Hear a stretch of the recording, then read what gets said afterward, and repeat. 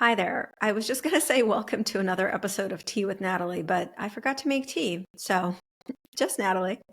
So I wanted to record this short episode because I've been listening to this book. I'll tell you about it. And it's got me thinking about how there's so many possible ways that our lives can unfold.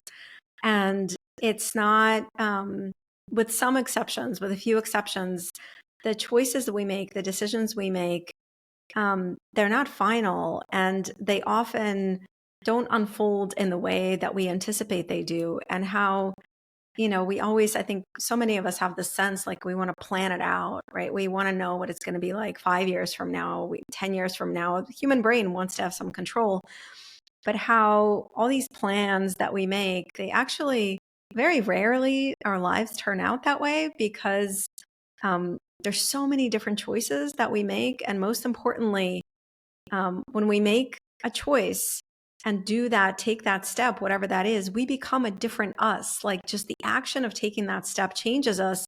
We have different perspective from that person before the step.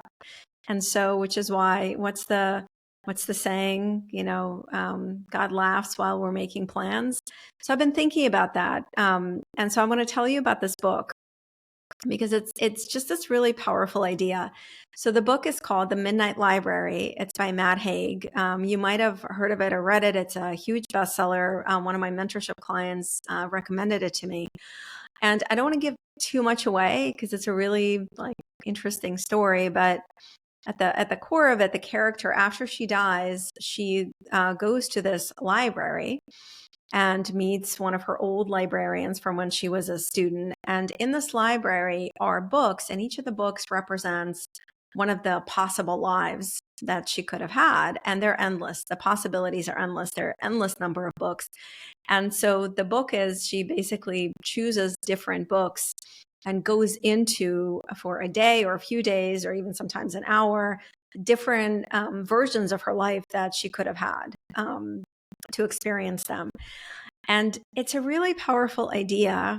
And it really kind of touched me. I've been listening to it. I listen to books on my morning walks.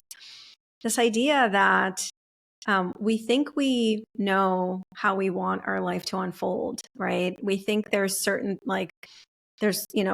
we want to have a certain job, or we want to make a certain amount of money. We want to have a certain kind of family. We want to do certain things. And as a lot of neuroscience research has shown, we're pretty bad at predicting what will make us happy.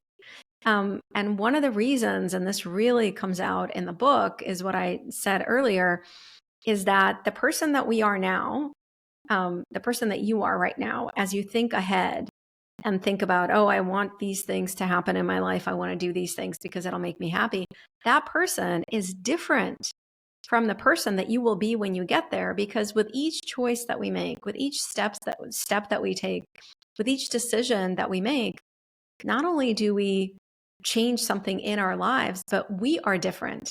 The perspective we have as the person who has made some of these choices is now different. We're a different person. And that's why we're really bad at predicting what will make us happy. And so there's this one part of the book, I was just listening to it earlier today, which is why I wanted to record this. So this woman in the book had a lot of promise when she was younger. She was an incredible swimmer. She was like, I think she's in Australia, and she was highly ranked, like nationally ranked swimmer. And she didn't pursue it. She competed when she was younger, and then she gave it up. She did not become like an Olympic swimmer, which is what her potential indicated she could be. And so one of the lives that she ends up going into, she wakes up in a hotel and she realizes that she is giving a keynote.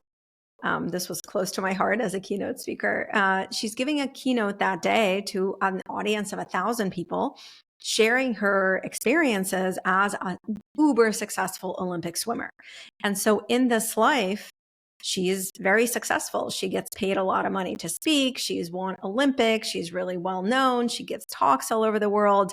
She, I think, has created or donates a lot of money to a lot of nonprofits to help other people.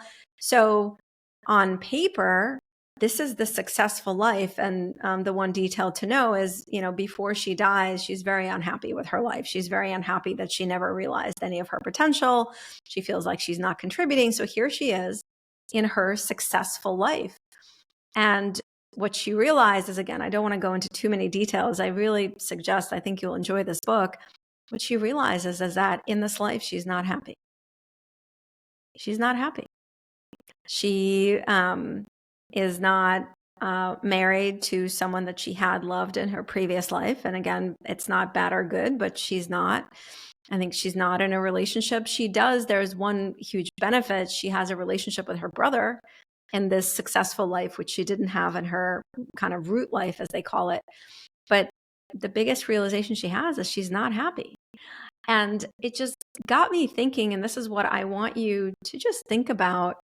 We make these plans and we make these assumptions and we tell ourselves these stories that here are the things in my life that have to happen for me to be happy, right? I have to achieve certain things at work. I would achieve a certain milestone, make a certain amount of money, be in this relationship, have this kind of house. And I'm not saying those are wrong, but I am saying that it's very likely that the reality is going to be quite different. And it's very likely that, and again, we've had a lot of neuroscience research done on this, and psychologists have done research on this. We're really bad at predicting what will make us happy, again, because that person that we are in the future is a different person. And to me, this is actually very liberating. This idea that there isn't like this one path that we're supposed to find in life, that this is the path, like you got to get on this path. If you want to be happy, these are the things you got to do. You got to achieve these things, and that's the price of feeling happy. It's not like that at all. It's not a path. There is no path.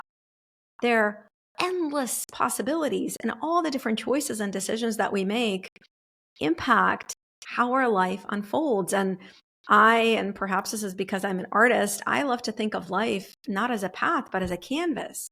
And we can paint with different colors, we can try different shapes. And the beautiful thing is the canvas is always expanding. But when I start painting a canvas, I'm not quite sure how it's going to end up. And with each stroke, I get an idea for what I want to do next. And so I offer this to you as something to think about. Are you keeping yourself stuck in a very firm narrative of what your life has to be and the things you have to do in order for you to feel fulfilled?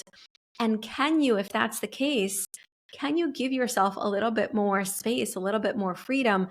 And instead of kind of having this very kind of firm idea of what the path should be and trying to achieve and do the things to earn your way into that happiness, can you instead learn to listen within more and to think about the fact that you are creating, it isn't some path that exists that you have to find, that you are creating this beautiful life canvas with the different choices and decisions that you make. And this is something I've believed for a really long time, with a few exceptions in our lives, no decision is final.